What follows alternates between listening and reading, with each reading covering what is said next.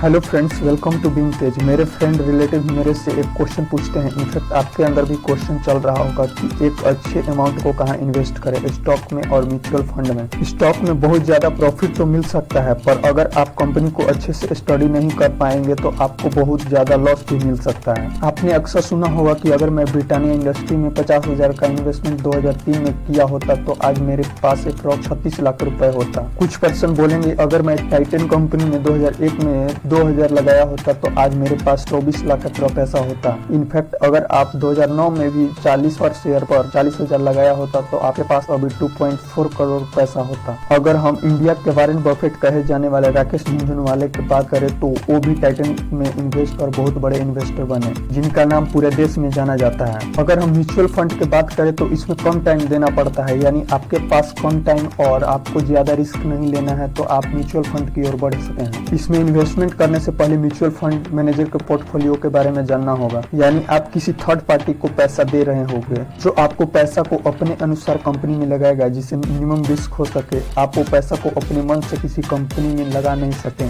Last में हम ये भी बताएंगे कि अगर आप बिगिनर हैं तो आप कहाँ पैसा लगाएं, स्टॉक और म्यूचुअल फंड में, तो लास्ट तक बने रहें। मेनली डिफरेंस देखेंगे स्टॉक और म्यूचुअल फंड में। फिफ्थ डिफरेंस, बड़े म्यूचुअल फंड के मैनेजर डायरेक्टली कंपनी के सीईओ और फाउंडर्स ईटीसी डायरेक्टली मिल सकते हैं। ऑब्वियसली सभी म्यूचुअल फंड के मैनेजर नहीं मिल सकते हैं, जबकि शेयर के थ्रू मिलने का चांसेस बहुत कम होता है, पर अगर आपका शेयर होल्डिंग बहुत ज्यादा है तो आप भी मिल सकते हैं। म्यूचुअल फंड मैनेजर का चांसेस बहुत ज्यादा इसलिए हो जाता है क्योंकि उसका शेयर होल्डिंग ज्यादा होता है, बट म्यूचुअल फंड का कौन भी है। म्यूचुअल फंड के मैनेजर डायरेक्टली कंपनी से तो बात कर सकते हैं, पर कोई भी कंपनी अपने बड़े बड़े प्रपोजल प्रोस्पेक्ट को दिखाकर, फ्यूचर प्लान को दिखाकर कि हमें यहाँ वहाँ फॉरेन से फंडिंग मिल रहा है, जैसे म्यूचुअल फंड के मैनेजर इन्फ्लुएंस हो जाते हैं और वो उस कंपनी में इन्वेस्ट कर देते हैं, जो कि आइडियली नहीं होना चाहिए था। फोर्थ डिफरेंस, म्यूचुअल फंड में आपको डाइवर्सिफिकेशन मिलता है। जैसे आपके पास 1,000 रुपया है, आप एमआरएफ जैसे कंपनी में पैसा लगाना चाहते हैं जिसका एक शेयर का प्राइस 75 से 80 हजार है, तो आपके जैसे बहुत पर्सन होंगे जो सेम कंपनी में शेयर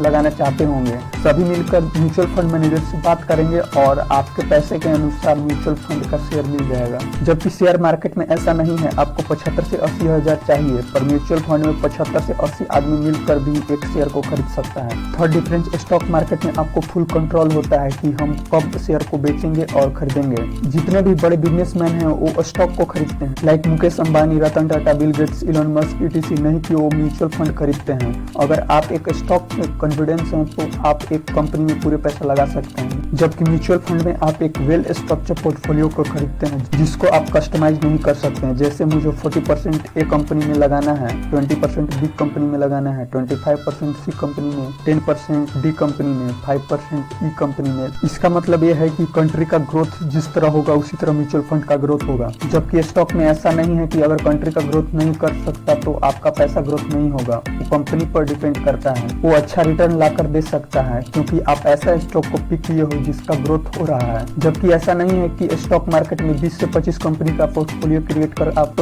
उसमें पैसा लगाएं। आप 4 से 5 कंपनी को पिक कर अच्छे से पैसा लगाएं जिससे आपको अच्छा रिटर्न मिल पाए। सेकेंड डिफरेंस, आपके शेयर के अनुसार कंपनी अपने प्रॉफिट का कुछ परसेंटेज शेयर होल्डर को देती है जिसे डिविडेंड करते हैं, जबकि डिविडेंड देने वाली म्यूचुअल फंड कंपनी इंडिया में बहुत कम है भी तो उसमें ट्रांसपेरेंसी नहीं है। अगर आपको डिविडेंड के बारे में ज्यादा जानकारी नहीं है तो आप ये वीडियो देख लें, लिंक डिस्क्रिप्शन में है। एक और बेनिफिट डायरेक्ट स्टॉक में इन्वेस्ट करने का है कि आप मिनिमम फी पे करते हो। इंडिया में ऐसे बहुत सारे ब्रोकर हैं जिनमें आप फ्री में डीमेट एंड ट्रेडिंग अकाउंट खोल सकते हो, बस आपको फिक्स्ड एनुअल मेंटेनेंस चार्ज देना होगा। जबकि म्यूचुअल फंड में ऐसा नहीं है, आपको प्रॉफिट पर अमाउंट बढ़ते जाता है। इसे हम ऐसे समझते हैं, अगर आपका एनुअल मेंटेनेंस चार्ज 1,000 है तो वही रहेगा, आपका प्रॉफिट अमाउंट जितना भी हो, आपका इन्वेस्टमेंट जितना भी हो। जबकि स्टॉक मार्केट में अगर हम 1 लाख रुपए इन्वेस्ट करते हैं स्टॉक में तो मेंटेनेंस चार्ज 1% हुआ, वही पोर्टफोलियो बढ़कर 2 लाख हो जाता है तो मेंटेनेंस चार्ज 0.5 हो जाता है, यानी हाफ हो जाता है। जैसे जैसे आपका पोर्टफोलियो बढ़ेगा वैसे वैसे एनुअल मेंटेनेंस चार्ज बहुत कम होते जाएगा। बट आइडियली ऐसा नहीं होना चाहिए था क्योंकि महंगाई बढ़ रहा है, मेंटेनेंस चार्ज कम हो रहा है। जबकि अगर आप म्यूचुअल फंड में वही 1 लाख रुपए इन्वेस्ट करते तो 1% चार्ज लेता है, तो 1000 रुपया हुआ। अगर आपका पोर्टफोलियो बढ़कर 2 लाख हुआ तो एनुअल मेंटेनेंस चार्ज 2000 हुआ। उसी तरह अगर पोर्टफोलियो 10 लाख हुआ तो 10,000 एनुअल मेंटेनेंस चार्ज हुआ। यानी जैसे जैसे आपका पोर्टफोलियो बढ़ेगा वैसे वैसे चार्ज भी बढ़ते जाएगा। फर्स्ट डिफरेंस, स्टॉक में आपको अपने से स्किल डेवलपमेंट करना होगा जिसे आप कंपनी को एनालाइज कर पाओ, जबकि म्यूचुअल फंड में म्यूचुअल फंड मैनेजर का उसी लाइन में